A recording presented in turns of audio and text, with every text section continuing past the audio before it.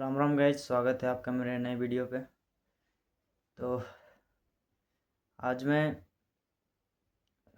आप सभी को क्लास 10 का हिंदी विषय का पाठ नंबर 16 पाठ का नाम है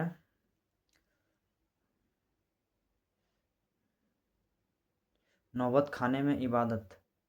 ये जो चैप्टर है इसका मैं डिस्क्रिप्शन देने वाला हूँ और ये इम्पोर्टेंट भी है क्योंकि ये 10th बोर्ड पे आएगा। तो आज मैं इस वीडियो के माध्यम से ये जो कहानी है उसके बारे में बताऊंगा और जो इम्पोर्टेंट क्वेश्चन है वो सबको मैं आज इस वीडियो पे लूँगा। तो कहानी को समझते हैं। नौबत खाने में इबादत जो है, इस कहानी को लिखे हैं यतीन्द्र मिश्र ने। इस कहानी को लिखे हैं यतीन्द्र मिश्र ने। यतीन्द्र मिश्र की जीवनी को हम लोग देखते हैं। यतीन्द्र मिश्र का जन्म सन 1977 में अयोध्या, जो कि उत्तर प्रदेश में है, वहाँ हुआ था। उन्होंने लखनऊ विश्वविद्यालय में एमए की पढ़ाई की। यतीन्द्र मिश्र जो है वो एमए की पढ़ाई लखनऊ में की है और लखनऊ विश्वविद्यालय है आपका उत्तर प्रदेश में। वे आजकल स्वतंत्र लेखन के साथ अर्धवार्षिक साहित्य पत्रिका का संपादन कर रहे हैं। सन 1999 में साहित्य और कलाओं के संवर्धन और अनुशीलन के लिए एक सांस्कृतिक न्याय विमला देवी फाउंडेशन का संचालन भी कर रहे हैं। यतीन्द्र मिश्र के 3 काव्य संग्रह प्रकाशित हुए हैं। यहाँ वहाँ, उसको बोल सकते हैं यदा कदा, अयोध्या तथा अन्य कविताएं, ध्योड़ी पर आलाप, ये सभी कविताएं हैं जिनका उन्होंने प्रकाशित किया था काव्य संग्रह। आगे आते हैं। इसके अलावा शास्त्रीय गायिका गिरिजा देवी के जीवन और संगीत साधना पर एक पुस्तक गिरिजा लिखी। रीतिकाल के अंतिम प्रतिनिधि कवि द्विजदेव की ग्रंथावली 2000 का सह संपादन किया। कुंवर नारायण पर केंद्रित 2 पुस्तकों के अलावा स्पीक मैके के लिए विरासत 2001 के कार्यक्रम के लिए रूपंकर कलाओं पर केंद्रित धाती का संपादन भी किया। युवा रचनाकार थे। यतीन्द्र मिश्र को भारत विभूषण अग्रवाल कविता सम्मान, हेमंत स्मृति कविता पुरस्कार, ऋतुराज सम्मान आदि कई पुरस्कारों से उन्हें सम्मानित किया गया है। कविता, संगीत व अन्य ललित कलाओं के साथ साथ समाज और संस्कृति के विविध क्षेत्रों में भी उनकी गहरी रुचि है।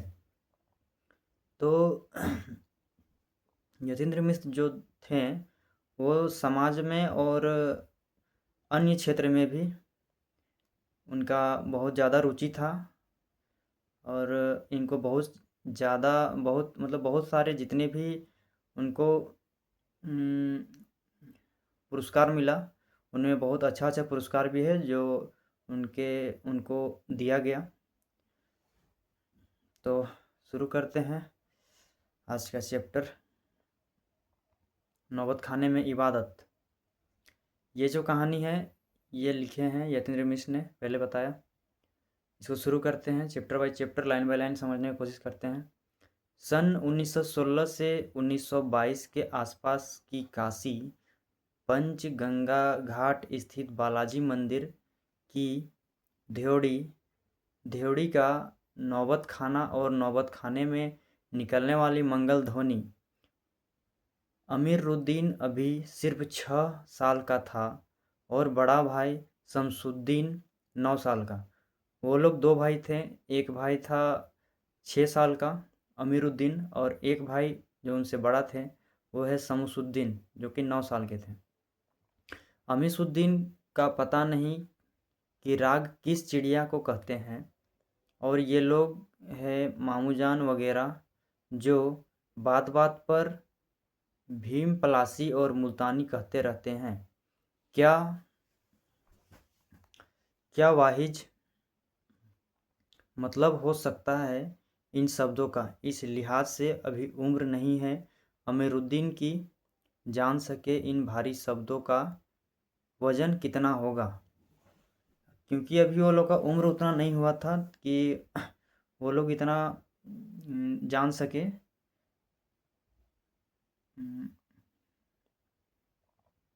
उससे आगे गोया इतना ज़रूर है कि अमीरुद्दीन व शमसुद्दीन के मायाद्रे सादिक हुसैन तथा अलीबख्श देश के जाने माने शहनाई वादक हैं। विभिन्न रियासतों के दरबार में बजाए जाते रहते थे। रोजनामचे में बालाजी का मंदिर सबसे ऊपर आता है। हर दिन की शुरुआत वही ध्योड़ी पर होती है। ध्योड़ी का कहने का मतलब है यहाँ पे एक वैसा जगह जहाँ पे बहुत सारे लोग बैठते हैं और अपना गीत गायन को रखते हैं। आगे आते हैं। मंदिर के विग्रहों को पता नहीं कितनी समझ है जो रोज बदल बदल कर मुल्तानी कल्याण ललित और कभी भैरव रागों को सुनते रहते हैं। ये खानदानी पेशा है अलीबख्श के घर का। उनके अब्बाजान भी यहाँ ध्योड़ी पर शहनाई बजाते रहते हैं। अमीरुद्दीन और शमसुद्दीन ये दोनों के पिताजी जो थे उनके पिताजी जो भी है वो शहनाई बजाते रहते थे। वही मुल्तानी जगह पे मंदिर पे ये सब जगह पे बजाते रहते थे शहनाई। अमीरुद्दीन का जन्म हुआ था डुमरांव में। बिहार के एक संगीत प्रेमी परिवार में हुआ। 5 से 6 वर्ष डुमरांव में बिताकर वह नाना के घर ननिहाल काशी में आ गया। डुमरांव का इतिहास में कोई स्थान बनता हो ऐसा नहीं लगा जो कभी भी। पर यह जरूर है कि शहनाई और डुमरांव एक दूसरे के लिए उपयोगी है। शहनाई बजाने के लिए रीड का प्रयोग किया जाता है। ये आपको एमसीक्यू में आएगा कि शहनाई बजाने के लिए किस यंत्र का प्रयोग किया जाता है, तो रीड का प्रयोग किया जाता है। रीड अंदर से पोली होती है जिसके सहारे शहनाई को फूंका जाता है।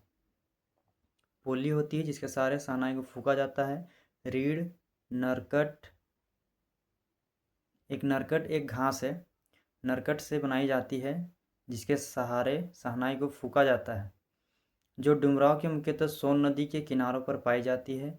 इतनी ही महत्ता है इस समय डुमरांव की जिसके कारण शहनाई जैसा वाद्य बजता है। फिर अमीरुद्दीन जो एक सबसे प्रिय है अपने उस्ताद बिस्मिल्लाह खां साहब हैं। उनका जन्म स्थान भी डुमरांव ही है। बिस्मिल्लाह खान एक कैरेक्टर निकल के आए हैं क्योंकि कैरेक्टर यहाँ पे मेन कैरेक्टर बिस्मिल्लाह खां ही हैं। उनके बारे में जानना है क्योंकि उनका जन्म हुआ था डुमरांव गांव में ही। और एक उनके उस्ताद भी थे सलार हुसैन खान जो डुमरांव के निवासी थे।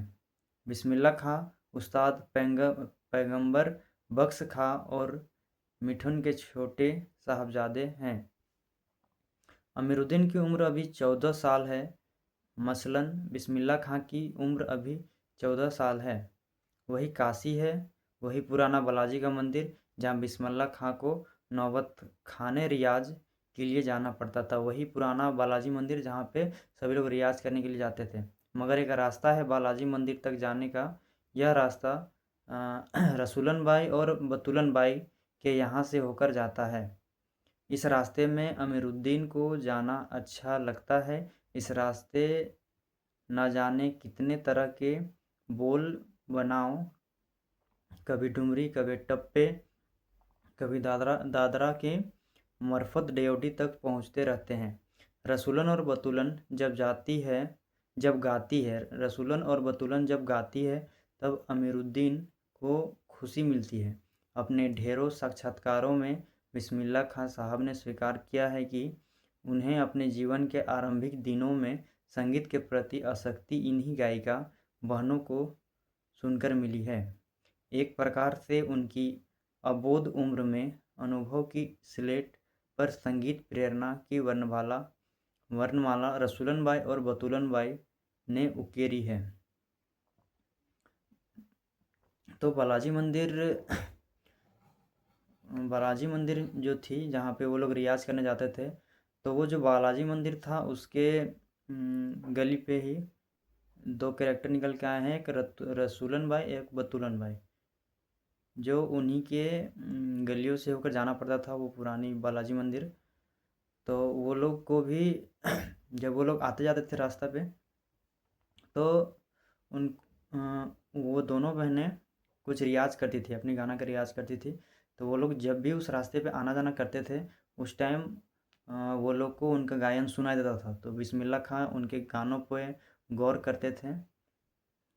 उससे आगे शहनाई के इसी मंगल ध्वनि के नायक बिस्मिल्लाह खां साहब 80 बरस के सुर सांग रहे हैं।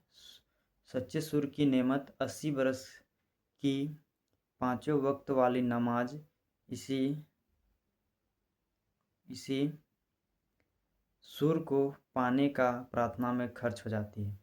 लाखों सजदे इसे का एक सच्चे सुर की इबादत में खुदा के आगे झुकता है।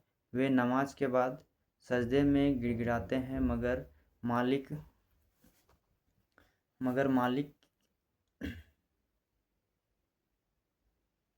मेरे मालिक एक सुर बख्श दे। मतलब जो बिस्मिल्लाह खां थे वो यही प्रार्थना करते थे अपने भगवान से, अपने अल्लाह से, कि उनका जो उनको कुछ ना दे, लेकिन उनको बस सुर दे ताकि वे दुनिया को दिखा सके, बता सके कि उनके पास भी एक काबिलियत है बहुत ही अच्छा शहनाई बजाने का। उनको यकीन है कभी खुदा यूं ही उन पर मेहरबान होगा और अपनी झोली में सुर का फल निकालकर उनकी ओर उछालेगा। फिर कहेंगे, जा अमीरुद्दीन, इसको खा ले, और कहकर अपनी मुराद पूरी। कहने का मतलब है वो बिस्मिल्लाह खां जो थे वो बताना चाह रहे हैं इसमें कि वो जो मांग रहे हैं कि उनको सुर बख्श दे, हे मालिक मुझे सुर बख्श दे। इसमें कहने का मतलब है कि एक दिन ऐसा भी आएगा जब उनके जो मालिक है, जो ईश्वर है, उनको झोली पे मतलब उनको आशीर्वाद देंगे कि सच में सुर आपको मिल जाए और उसको खा ले, और खाने के बाद जो शहनाई का सुर है वो अच्छे से बज जाए। तो ये मुराद को वो मांग रहे थे। अपने उहापोह से बचने के लिए हम स्वयं किसी शरण, किसी गुफा को खोजते हैं जहाँ अपनी दुश्चिंतताएं, दुर्बलताओं को छोड़ सके, और वहाँ से फिर अपने लिए एक नया तिलिस्म गढ़ सके। हिरन अपनी ही महक में परेशान पूरे जंगल में उस वरदान को खोजता है जिसकी गमक उसी में समाई है। 80 बरस से बिस्मिल्लाह खां यही सोचते आए कि सातों सुरों को बरतने की तमीज़ उन्हें सलीके से अभी तक क्यों नहीं आई। बिस्मिल्लाह खां और शहनाई के साथ एक मुस्लिम पर्व का नाम जुड़ा हुआ है, वह मुहर्रम है। मुहर्रम का महीना वह होता है जिसमें शिया मुसलमान हज़रत इमाम हुसैन उनके कुछ वंशजों के प्रति अदाजारी मनाते हैं। पूरे 10 दिन को शोक।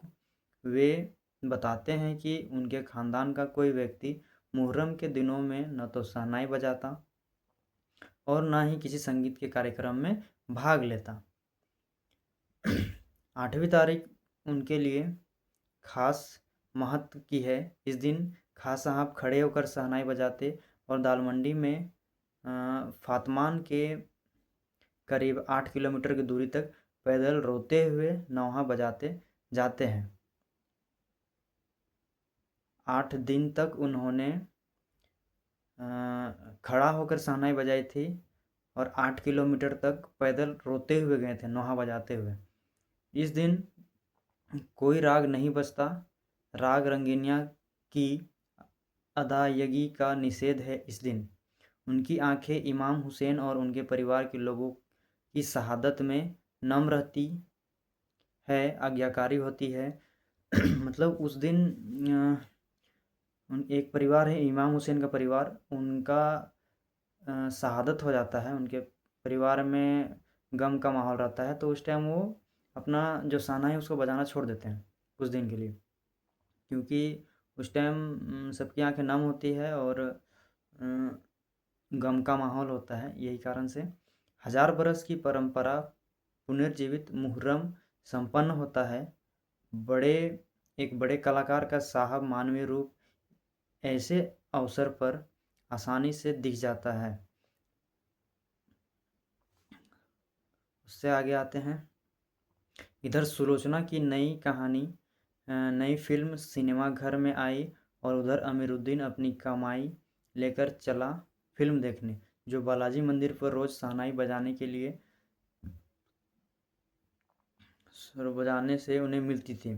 एक अठन्नी मेहनताना उस पर क्या शौक, जबरदस्त की सुलोचना की कोई नई फिल्म ना छूटे और कुलसुम की देसी घी वाली दुकान, वहाँ की संगीतमय कचौड़ी इस तरह, क्योंकि कुलसुम जब कलकलाते घी में कचौड़ी डालती थी तो उस समय छन से उठने वाली आवाज़ ने उन्हें सारे आरों अवरों दिख जाते थे।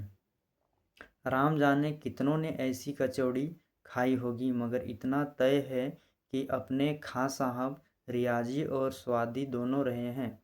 इस बात से कोई शक नहीं कि दादा की मीठी शहनाई उसके हाथ लग चुकी है।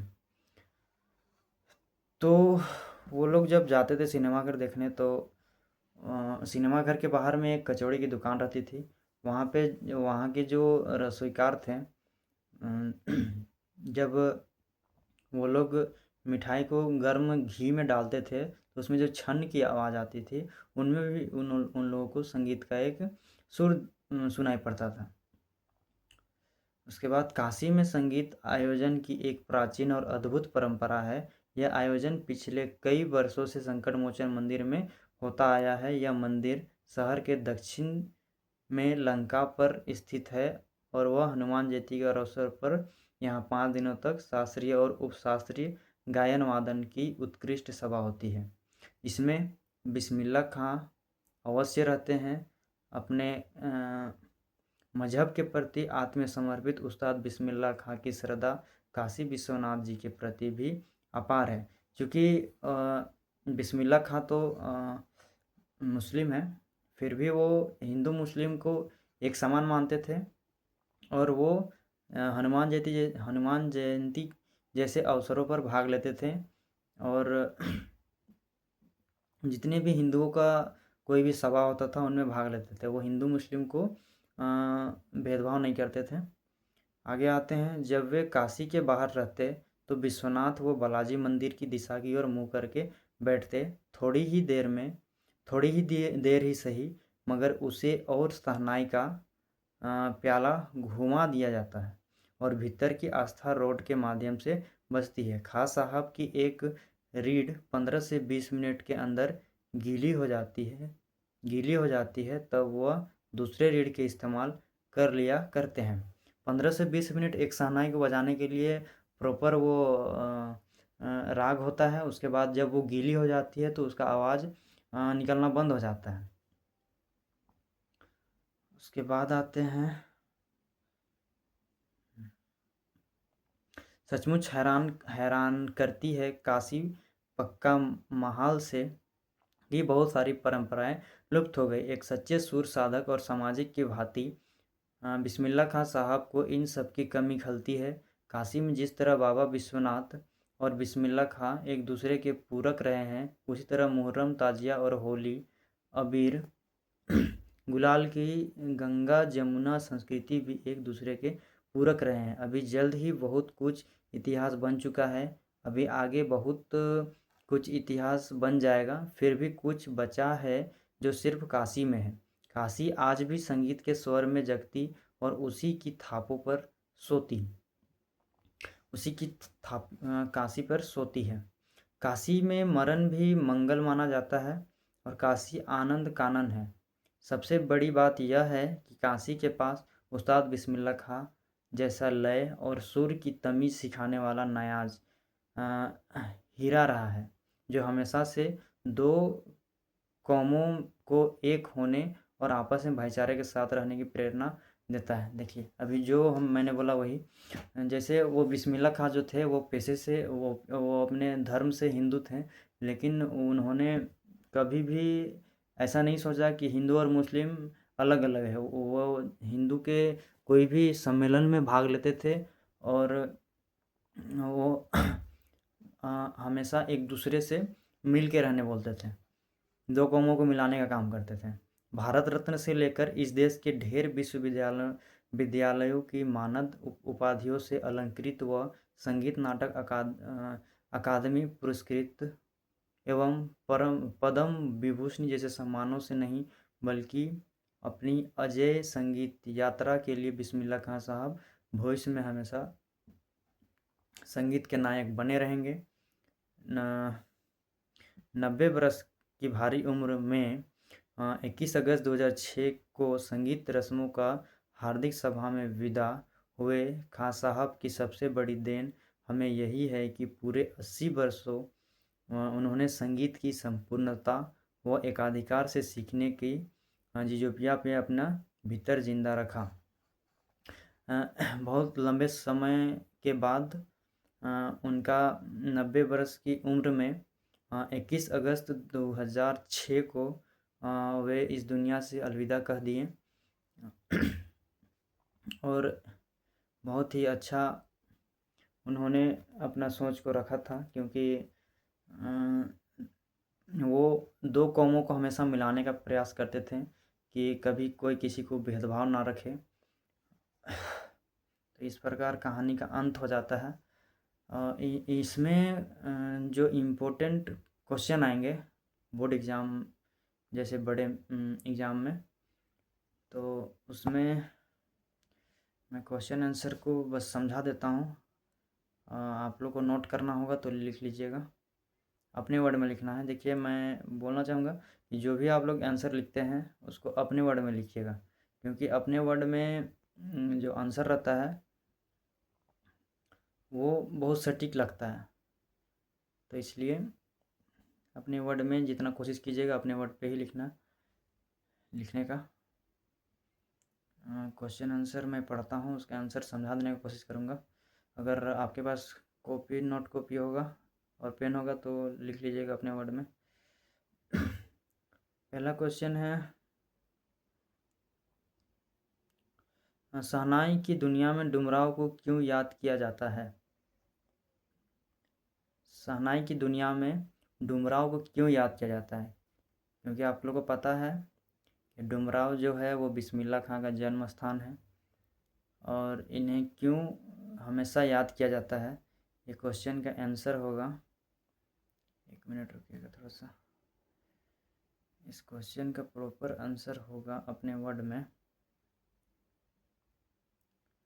क्योंकि शहनाई क्वेश्चन था शहनाई की दुनिया में डुमराव को क्यों याद किया जाता है।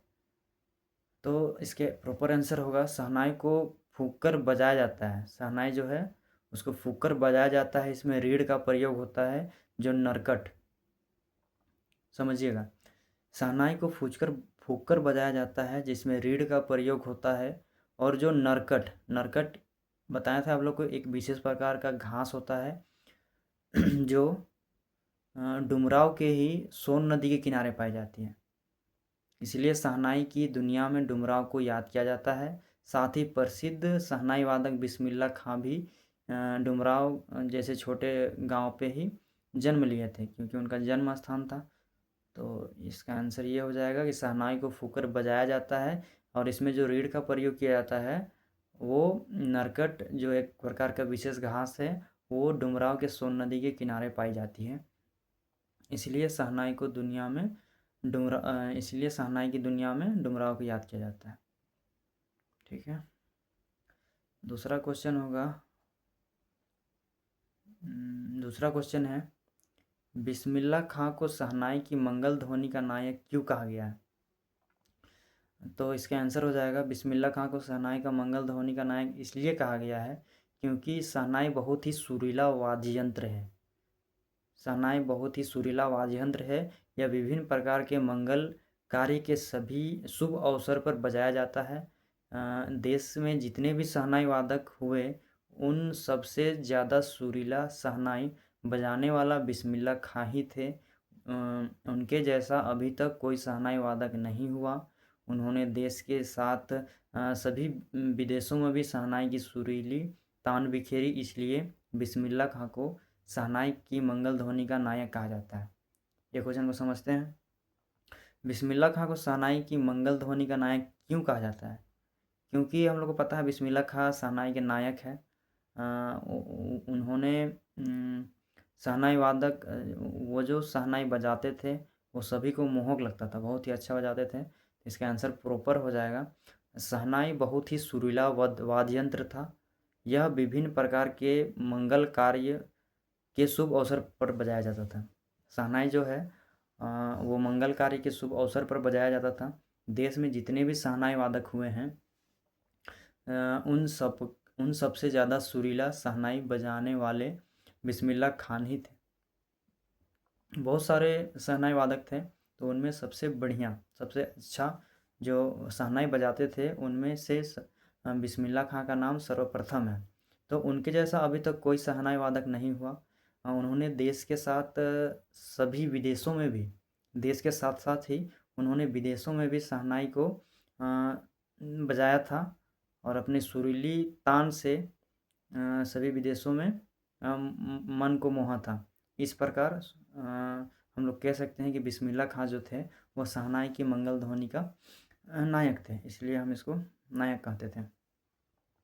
तीसरा जो क्वेश्चन था उसमें लिखा हुआ है, सुशिर वाद्यों से क्या अभिप्राय है? सुशिर वाद्यों से क्या अभिप्राय है? शहनाई को सुशिर वाद्यों में शाह की उपाधि क्यों दी गई है? क्वेश्चन समझिएगा। सुशिर वाद्यों से क्या अभिप्राय है, क्या मतलब है, सुशिर वाद्य का क्या अभिप्राय है, और शहनाई को ही क्यों वाद्य यंत्र की शाह का उपाधि दिया गया है? इसका आंसर हो जाएगा, सुशिर वाद्यों का अभिप्राय है सुराख वाले वाद्य। सुराख मतलब वैसा यंत्र जहाँ पे वो छोटा सा छिद्र किया जाता है और फूंक कर बजाया जाता है।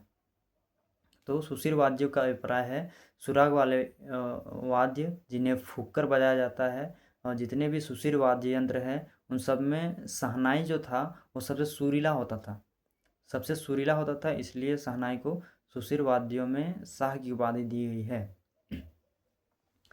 अगला क्वेश्चन पे आते हैं, तो आशय स्पष्ट करना है। अगला क्वेश्चन पे, फूटा सुर न बक्से लुंगी या का क्या आज फटी है तो कल सी जाएगी। आशय स्पष्ट करना है।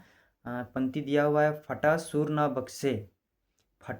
बक्से लुंगी या का क्या आज फटी है तो कल सी जाएगी। हाँ, इस आशय को समझते हैं। इस आशय में बोला गया है कि फटा सुर ना दे, मतलब वो अपने मालिक को बोल रहे थे कि फटा सुर ना दे, लुंगी भी ना दे, लेकिन आज फटी है। फटा सुर न बक्से लुंगी या का क्या आज फटी है तो कल सी जाएगी। तो इसका अर्थ हो जाएगा, बिस्मिल्लाह खां को अपनी शहनाई के प्रति बेहद लगाव था। वे हमेशा अपने मालिक से दुआ मांगते थे कि उनकी जो शहनाई की सुरीली आवाज़ है वह हमेशा बनी रहे, और भले ही वे गरीब हैं या तो फिर छोटे तो नहीं बोलेंगे, भले ही वे गरीब हैं, गरीबी में जीवन बसर कर रहे थे, लेकिन उनकी शहनाई की जो आवाज़ है वो कभी भी किसी प्रकार का उसमें बाधा ना आए और वे अपने सुरीली आवाज़ से मन को मोहे। तो इसका आशय ये हो जाएगा कि फटा सुर ना बख्शे, भले वे गरीब हैं लेकिन फटा सुर ना बख्शे, उनका जो सुर है उनको बना कर रखे, जिसके कारण वे अपने ख्याति को विखार सके और शहनाई बहुत ही अच्छे से बजा सके। यही बिस्मिल्लाह खां का खुदा से दुआ मांगते थे। अगला में ही आशय स्पष्ट करना है मेरे मालिक सूर बख्श दे, मेरी मालिक सूर बख्श दे, सूर में वह तासिर पैदा कर कि आँखों से सच्ची मोती की तरह अनगढ़ आँसू निकल आए। इसका आशय स्पष्ट हो जाएगा कि बिस्मिल्लाह खां अपने खुदा से हमेशा यही दुआ मांगते थे कि उनकी शहनाई में हमेशा ऐसी सुरीली और दिल को छूने वाली आवाज़ निकले जिससे लोग हमेशा गदगद हो जाए, जिससे है लोग हमेशा गदगद हो जाए। और उनकी जो आवाज़ थी वे दूसरे कोई सुन के उनका जो सुरीला आवाज़ था वो हमेशा भले ही वो एक मिनट, बिस्मिल्लाह खां अपने खुदा से हमेशा यही दुआ मांगते थे कि उनकी शहनाई से हमेशा ऐसी सुरीली और दिल को छूने वाली आवाज़ निकले जो हमेशा गदगद हो जाए। मतलब उनका जो आवाज़ शहनाई से निकलेगी वो दूसरों को बहुत अच्छा लगे, जिससे लोग हमेशा गदगद हो जाए उनकी आवाज़ को सुन के उनको अच्छा लगे। वे हमेशा चाहते थे कि उन्हें जीवन में भले ही कुछ और ना मिले, उनके जीवन में भले ही कुछ और ना मिले, लेकिन शहनाई का सुर हमेशा ऐसे ही बने रहे जो लोगों के दिलों पर राज करे, दिलों पर राज करे। लेकिन शहनाई की सुर हमेशा ऐसे ही बने रहे जो लोगों के दिलों पर राज करे, उनके दिल को छू जाए, उन्हें मार्मिक कर दे। मार्मिक कहने का मतलब है रोने पे मजबूर कर दे। मतलब इतना अच्छा उनका आवाज़ आए कि उनको बहुत अच्छा लगे, उन्हें रोने को मजबूर कर दे। तो इसका आशय ये हो जाएगा। ये 4 क्वेश्चन कर लीजिएगा इस चैप्टर पे, इस पार्ट पे। तो हमको नहीं लगता इससे बाहर और कोई इम्पोर्टेंट होगा। ये 4 क्वेश्चन कर लीजिएगा तो एक आध क्वेश्चन भिड़ ही जाएगा। और MCQ जो बताया वो सब कुछ देखिएगा, छोटा छोटा चीज़ पूछता है MCQ में, एक एक नंबर भी बहुत बड़ा होता है। तो गाइज एक दिन में अब अपना टाइम टेबल बना लीजिए, और टाइम टेबल बनाने के अलावा एक रूटीन बनाइए। रूटीन बनाने के बाद उसको फॉलो कीजिए। फॉलो करने जो फॉलो होगा उसको कोशिश कीजिए कि फॉलो करें, जो टाइम टेबल बनाए हैं उसको फॉलो करने की कोशिश कीजिए, ताकि 1 महीना बचा हुआ है। 1 महीना में मेरे से जितना इम्पोर्टेंट क्वेश्चन हो सकता है मैं आपको शेयर करूँगा। और बाकी अपना मेहनत को बनाए रखिए।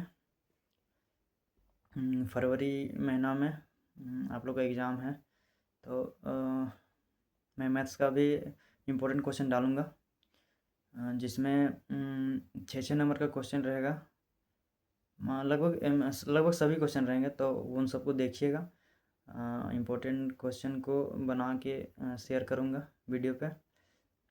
तो आज के लिए बस इतना ही। और जो मेरे चैनल पे नए हैं, मैं तो खुद ही नया हूँ क्योंकि मैंने नया चैनल बनाया है। जो मेरे चैनल पे नए हैं, जो वीडियो देख रहे हैं, उनसे रिक्वेस्ट रहेगा कि मुझको सपोर्ट कीजिए, और ऐसे ही वीडियो देखने के लिए मेरे चैनल को सब्सक्राइब कर दीजिएगा, लाइक कीजिएगा। तो मिलते हैं नेक्स्ट ब्लॉग में।